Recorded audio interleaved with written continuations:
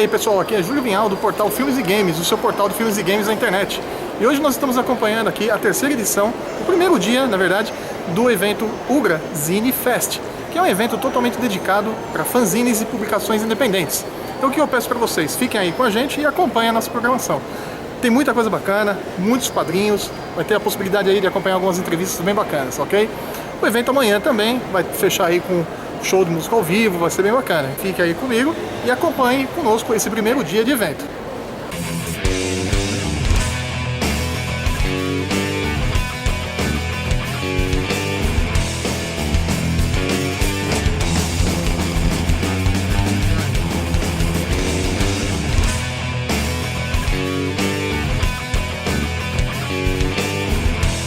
O organizador do evento, Douglas Utescher, nos falou sobre a programação desta terceira edição do Ugra Zine Fest, que ocorreu no Centro Cultural de São Paulo. O Ugra Zine Fest é um evento que agora está em sua terceira edição, a primeira agora no Centro Cultural São Paulo. É um evento dedicado às publicações independentes, com um carinho especial pelos fanzines, mas não só para eles. Ele é composto por duas exposições nessa edição, então tem uma exposição que reúne todo o material que a gente recebeu para o terceiro anuário de fanzines, zines e publicações alternativas, que é também editado pela Ugra Press. Nessa edição a gente abriu a convocatória para todas as nações ibero-americanas. A outra exposição é a exposição Futuro Primitivo, que é do coletivo português Chile com Carne, que é um pessoal que trabalha com quadrinhos, especialmente quadrinhos de vanguarda. Fora as exposições, teremos 4 palestras, uma com a Fernanda Meirelles, com o Edgar Guimarães, com a Ana Basale e com o Alex, que é editor da Prego. 2 exibições de filmes, então vai ter a estreia a terceira parte da trilogia Fanzineiros do século passado, do Márcio Snow, e amanhã, domingo, a gente vai ter a exibição do Doc Zine, que é um documentário sobre os fanzines portugueses. E além disso tem 2 debates, um sobre fanzines, questões de gênero e sexualidade, e o debate de amanhã vai ser estratégias de viabilização para o quadrinho independente. Tem a feirinha, que é essa daqui, que acabou virando uma feirona, são 26 expositores ao todo, e também o que eu acho que é o grande barato dela é que ela está bem diversificada também. Tem desde de trabalhos de veteranos como o Marcati, até uma molecada mais nova, o pessoal da Lo-Fi de Brasília. Tem bastante coisa, tem quadrinhos, tem fanzine de ilustração, tem fanzine de música, tem um panorama bem amplo. Encontramos no evento o ilustrador e quadrinista Gual, que nos deu a sua opinião com relação ao mercado atual no segmento de quadrinhos nacionais independentes. A gente vive um dos melhores momentos, né? Tanto porque essa cena é diversificada, hoje tem a internet, que também é um ponto de independentes, né? E a produção em papel é muito grande, né? De norte a sul do país, né? E particularmente é o que eu mais gosto, porque o novo só surge no independente. No comercial ele já é preso a tantas coisas para o sucesso comercial que a criatividade, a novidade só pode surgir no independente. Gual também deu a dica para quem pensa em entrar no ramo dos quadrinhos independentes. A dica é essa: se você pegar a história, por exemplo, estou falando mais da área de quadrinhos, você pegar a história dos grandes artistas, né, dos quadrinhos nacionais, assim, do tempo do Balão, que é de 72, até hoje, você vai ver que a maioria começou com quadrinho independente. Então é a porta de entrada mesmo, né? Então, hoje em dia, se você não tem dinheiro para custear uma publicação, mesmo que seja de xerox, você pode fazer um blog, que é uma coisa que não custa nada, e começar a sua produção ali, expor. Falamos com o artista visual Cauê Garcia, que ministrou uma oficina de colagens. Cauê nos contou um pouquinho sobre as origens de seus trabalhos artísticos. Olha, eu sempre, acho que a única coisa que eu gostei na minha vida, assim, foi de buscar cultura, assim mesmo. Assim, eu sempre, acho que eu nem tinha consciência disso, mas eu sempre gostei de música, cinema, artes plásticas, artes visuais. E daí, só que isso era uma coisa muito assim, sem sem muita base, sem muito repertório, até que daí eu comecei acho que foi a porta principal mesmo, foi o punk. Que daí o punk, ele é eu acho que ele funcionou muito pra mim como uma abertura das coisas, assim, me mostrou muito caminho político, estético, ideológico. E daí eu não sei mais dividir, assim, o que foi o punk, o que é a arte, o que eu gosto. É tudo uma coisa só pra mim, assim. Tudo tá ligado à minha estética e à minha ética. Eu trabalhei muito tempo com colagem, mas era uma colagem que eu acho que também, eu acho que tem esse lance da evolução também, da sua busca como pessoa também. E a colagem hoje em dia tem a ver com a colagem, mas não com a colagem só feita do papel recortado. Hoje em dia eu faço muita coisa como vídeo, com fotografia, com performance, mas sempre tá ligado com esse lance de ampliar o mundo assim mesmo, de criar, não só criar não é só o ato criador plástico, é o ato criador conceitual também, assim, de criar dúvidas. Eu acho que minha função é criar dúvidas no mundo. Eu utilizo da arte, da colagem, eu utilizo isso, eu pego fragmentos do mundo e reorganizo. Daí acaba ficando tudo como colagem, mas não uma colagem como o pessoal imagina que é no papel, que eu fiz muito já. E daí eu sempre tento explicar isso, que agora o lance, ele ampliou para uma colagem de pensamento.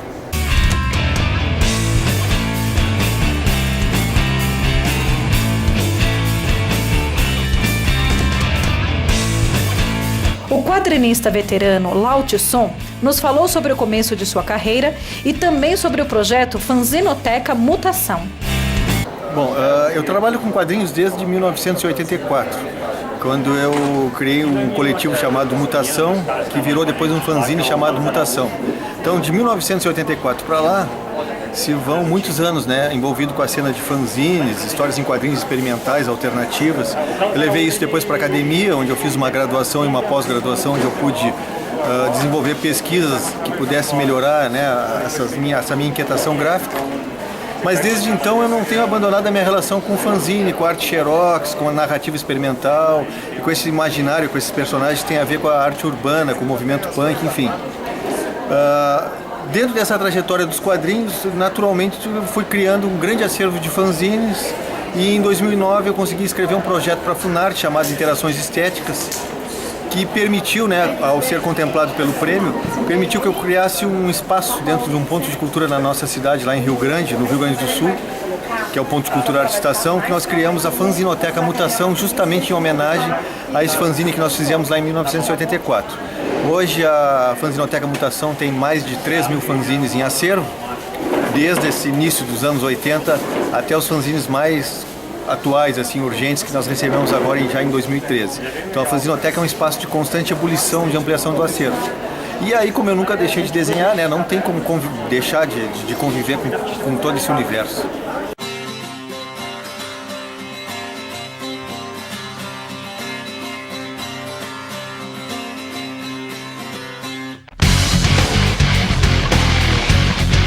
Marcati, outro veterano dos quadrinhos, também nos falou um pouco sobre o seu trabalho e também sobre o mais recente projeto, que é o relançamento de um clássico dos anos 90, o Creme de Milho com Bacon. Eu faço história em quadrinhos há 36 anos e desde que eu comecei foi mordido pelo vírus do quadrinho do trabalho independente. E eu sempre fiz o trabalho autoral. E essa coisa do independente para mim tomou um rumo muito maior, que é assim, de tomar o controle sobre tudo que faz.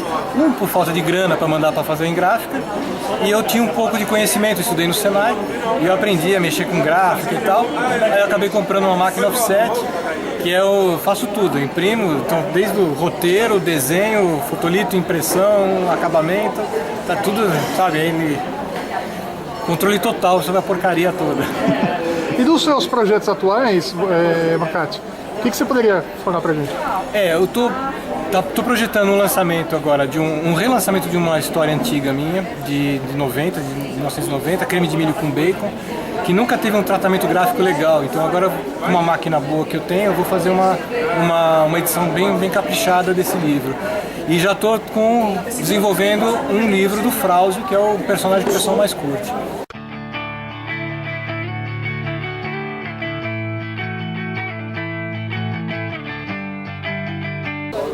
Está passando raios radioativos na revista. Não, é leitor de código de barra. Ah, verdade?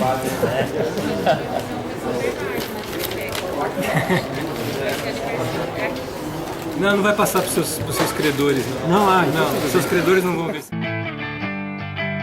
O evento também contou com vários quadrinistas da nova geração e, entre eles, conhecemos o trabalho do quadrinista Kiko, com seus quadrinhos Ivo Mortov, A Origem, Deus é Brasileiro e Hugo Urado.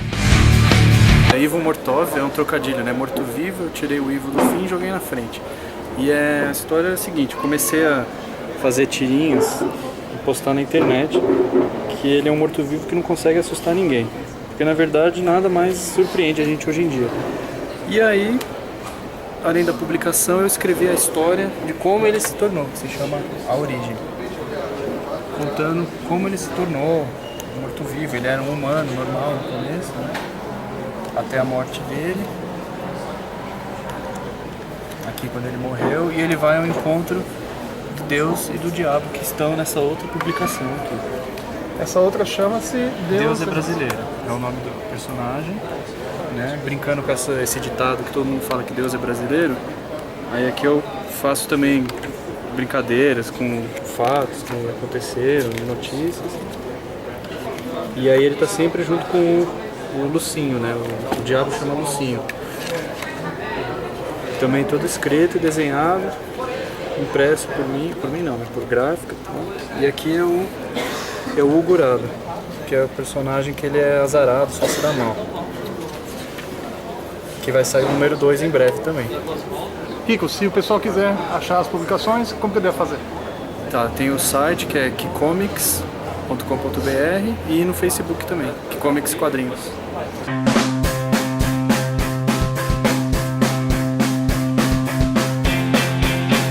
Encontramos também o veterano fanzineiro José Zinerman Nogueira, que foi o criador do conhecido fanzine Delírio Cotidiano, da década de 90, e também do fanzine digital chamado Arquivo Geral Videozine. O projeto Arquivo Geral Videozine surgiu em 2001. Então, essa ideia aqui, esse aqui é o número 2, tá? Então a ideia surgiu porque eu era editor de fanzines. Eu editei 40 edições do Delírio Cotidiano Zine, um fanzine bem badalado aí na década dos anos 90.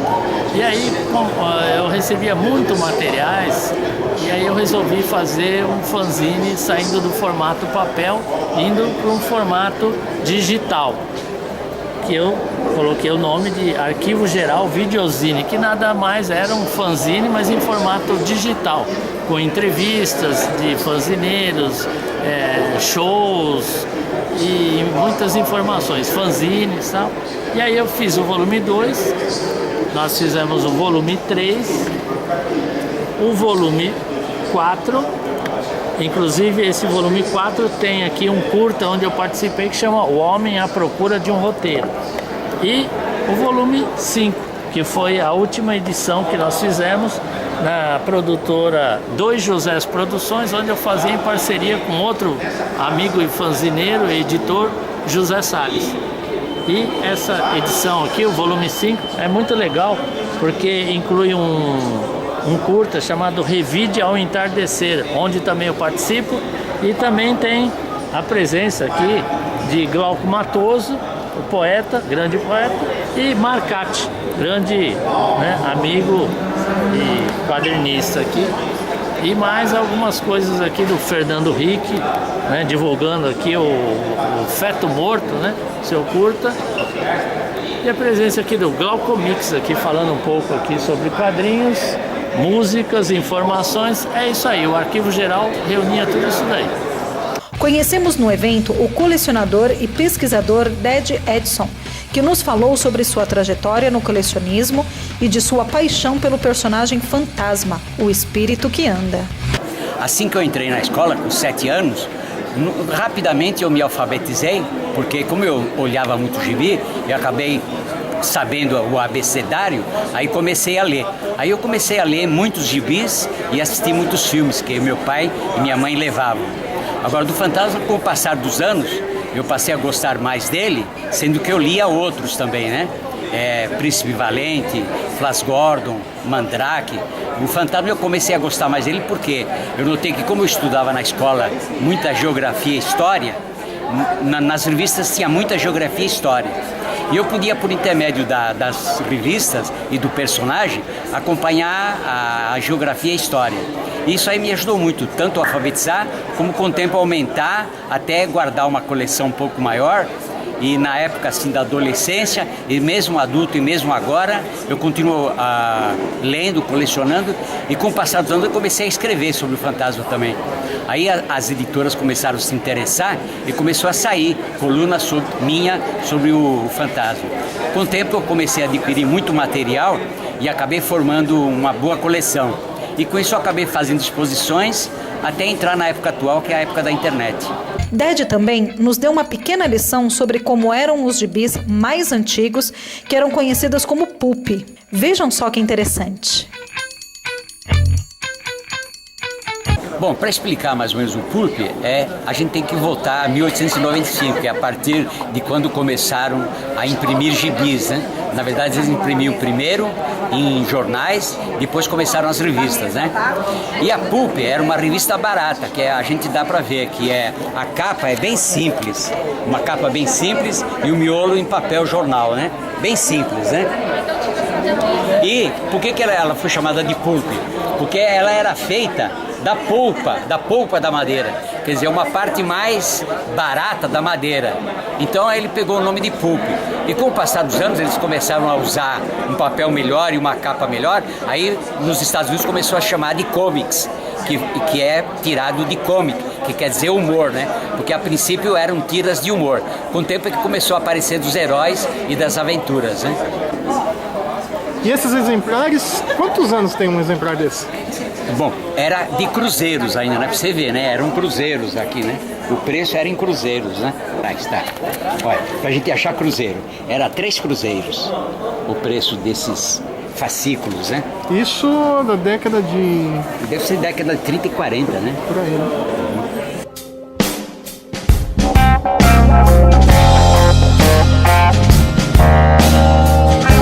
Tivemos o prazer de conhecer o quadrinista Edgar Guimarães, que também falou um pouco de sua trajetória nos quadrinhos independentes e também do seu fanzine, o QI. Bom, o QI, quando surgiu em 93, ele surgiu assim juntamente com a Associação dos Quadrinistas de São Paulo, que pretendia fazer um catálogo de publicações independentes. Eu também estava com essa ideia, então começamos juntos.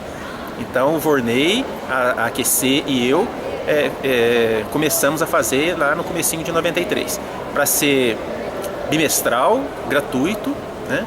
E distribuído a quem se interessasse por publicações de quadrinhos independentes.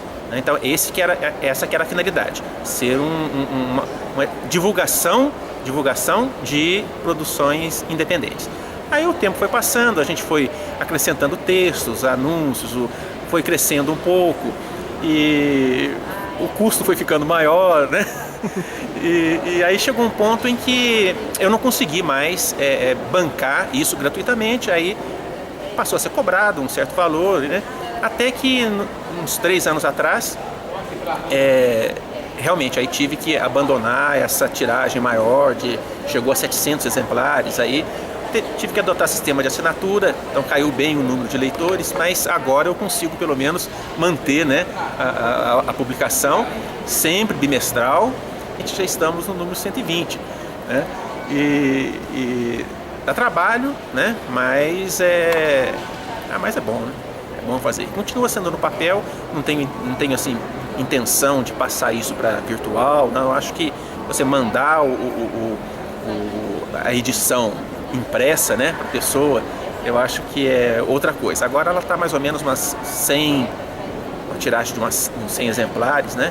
Edgar também falou sobre seus novos projetos no QI. Então, eu dentro do QI, eu tenho feito assim, encartes, né? Então, tem um livro que eu estou fazendo, um livro meu mesmo, de quadrinhos, onde a cada número do QI eu mando 2 páginas. E aí a pessoa vai formando o livro, junto com as primeiras páginas, eu mandei um envelope que é onde vão ser guardadas as folhas do livro, né? E algumas outras coisas eu tenho feito assim, tem alguns livros que eu tenho feito também por minha conta, né? Agora acabou de sair uma compilação de uma coluna do QI, que é Memória do Fanzine Brasileiro. São 23 depoimentos de editores de fanzines. Então isso virou um livrozinho que eu estou lançando agora, né? Então os projetos são assim, à medida do possível, vamos fazendo algumas edições, né? Ou com material meu, ou com material compilado por mim, né? Ou coisa que saiu no QI, aí se transforma num livro. E boa parte das coisas que eu faço também sai pela editora do Henrique Magalhães, que é a Marca de Fantasia. Então, muitos dos meus trabalhos, ao invés de eu editar, né, o Henrique faz essa edição, quebra um galho para mim e para muita gente, né? Tá? E com edições, assim, graficamente muito melhores, editorialmente muito melhores, né? O que eu faço continua sendo bem artesanal, né? Falamos com Alex Vieira, quadrinista da nova geração de artistas e também editor da revista Prego. A gente está lançando o número 6, que é a edição drogada. Ela faz parte de uma trilogia de edições aí, que no caso são a número 5, a número 6 e a número 7 que ainda vai sair. E elas são temáticas, né? A número 5 sonora, essa edição drogada, e a próxima vai ser sobre sexo. E é um projeto que já existe desde 2007 e a gente lança uma revista por ano, são colaboradores de diversas partes do país e algumas edições posteriores também participaram artistas de outros países também, como Portugal, Espanha. A ideia da Prego assim vem de ser diversos tipos de trabalhos diferentes, só que bem na pegada manual, artesanal mesmo, de faça você mesmo e tal. E a ideia também é levar para os lugares diferentes e tal, como feiras como essa da Ugra, espaços que tenham venda de material independente também e tal. Artistas que nem sempre estão só no meio dos quadrinhos, também estão no meio das artes plásticas e tal, e a ideia é mais ou menos essa.